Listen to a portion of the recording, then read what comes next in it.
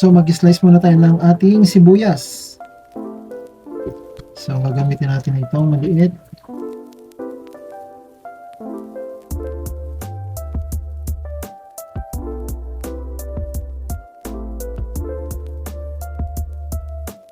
Next naman guys, yung ating bawang.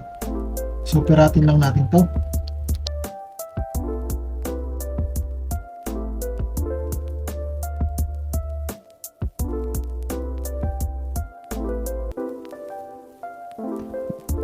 So yun guys, iset aside lang muna natin.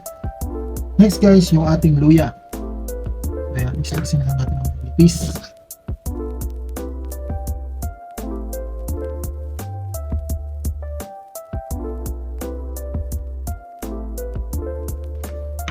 Yan guys, set aside lang muna natin to. Guys, yan na po yung ating chicken. Yan po ang ating imamarinate ng overnight. So lalagyan na po natin ng toyo. Ito muna ang ating unang ilalagay. Yan. Meron mga 3 tablespoon. 3.5. Pwede na yan. Ayan.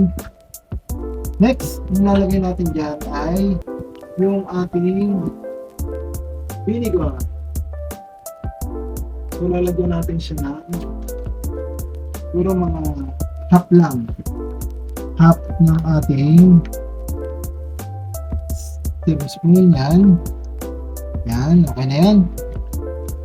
Next, lalagyan na natin yung ating garlic. Yan, damihan na natin. Tsaka yung ating onion. Yan. Then, lalagyan na natin din dito yung ating na-slice na luya para tanggalan sa. Ayan. Sunod, lalagyan natin ng pamintang durog.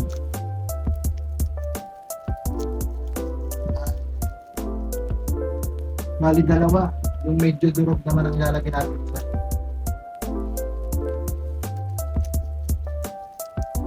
Okay.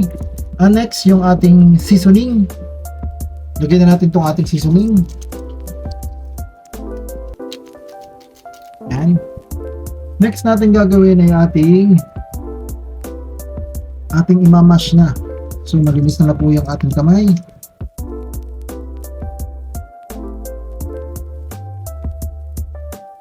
So, yan guys, imamarinate na po natin siya ng overnight. Yung ating chicken na hinaluan natin ng mga ingredients, yung ating onion, garlic, at saka yung ating ginger, at saka yung ating paminta, then suka, toyo. So guys, atin munang imamarinate dyan. Guys, yan na po yung ating nababad na overnight, yung ating chicken. So ang gagawin natin is start na natin siyang lutuin ngayon. Ayan guys, simple lang po yung ating pagluluto dito. Open lang natin yung ating kalan and then painitin lang po natin yung ating cooking pan. Din lalagyan natin po ng konting cooking oil para hindi kumapit yung ating minarinate na chicken. So ito po yun guys. Ayan, painitin lang natin tong ating cooking pan.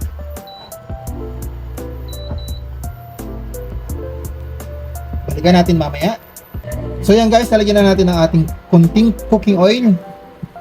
Yan, para maiwasan lang natin kumapit yung ating lulutuing chicken. So next, hintayin lang natin yan, medyo uminit yan. Mainit na siya.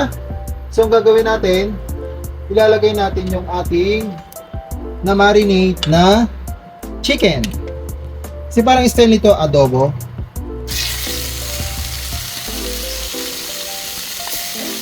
Ito yung ating uulamin ngayon para sa ating lunch. Hata natin yung pati yung ating mga ingredients. Yun ang halo-haloin lang natin to hanggang sa maluto. Napakabango na guys. Kasi nababad natin siya ng overnight. Kaya panigurado. Malas at masarap to. So yan. Natin lang mix ng ganyan.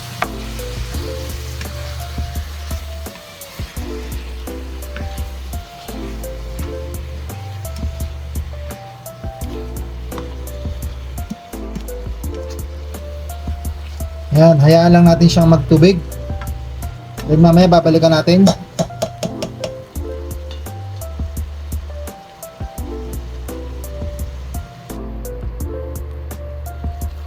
Ayan guys, kumukulo na po siya. Atin pong bahagyang hahaluin. Dahil nakadikit din po ito dito sa ating mga pan. Hindi umubra yung ating kawali, yung ating cooking oil, pero overall okay naman siya. Yan.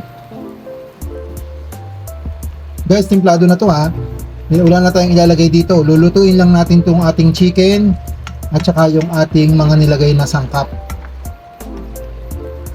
Yan, kung napapansin niyo, nagsabaw na po siya. Yan po yung ating adobong iga. Ika nga tuyo na adobo. Pero hintayin po natin maluto ng maigi yung ating chicken.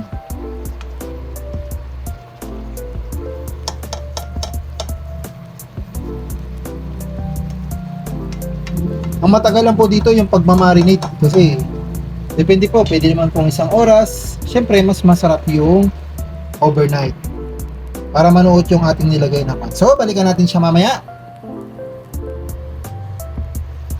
So, yan guys, luto na po yung ating chicken. Haluin lang natin ng kaunti. Yan, kita nyo, medyo malapot na po yung ating sabaw. Medyo iga-iga na po siya. Sa puntong ito guys, okay na po ito.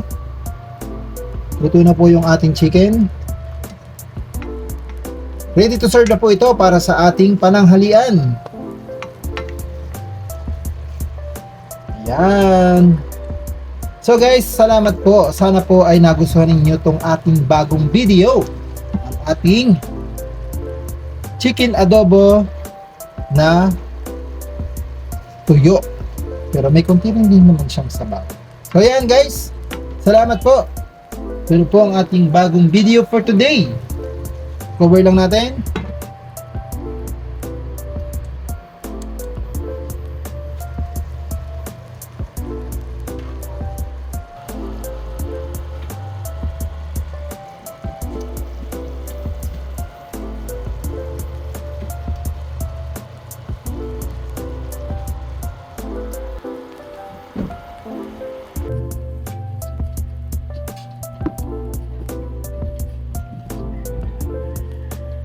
Guys, ito na po yung ating recipe for today. Ang ating adobong manok na iga.